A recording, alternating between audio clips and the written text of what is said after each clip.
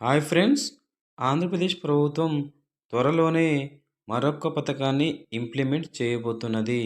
దానికి సంబంధించినటువంటి గైడ్లైన్స్ అయితే ఇవ్వడం జరిగింది ఫ్రెండ్స్.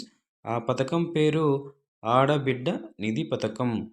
18 సంవత్సరాల నుండి 59 సంవత్సరాల మధ్య ఉన్నటువంటి మహిళలకు నెలకు 1500 చొప్పున సంవత్సరానికి 18,000 రూపాయలను మహిళల యొక్క ఖాతాల్లో జమ చేయడం అయితే జరుగుతున్నది.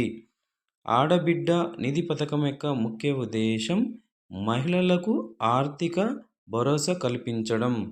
కాబట్టి 2025-26 బడ్జెట్‌లో ఆడబిడ్డ నిధి పథకానికి 3,300 కోట్ల రూపాయలను ఆంధ్రప్రదేశ్ ప్రభుత్వం కేటాయించడం అయితే జరిగినది.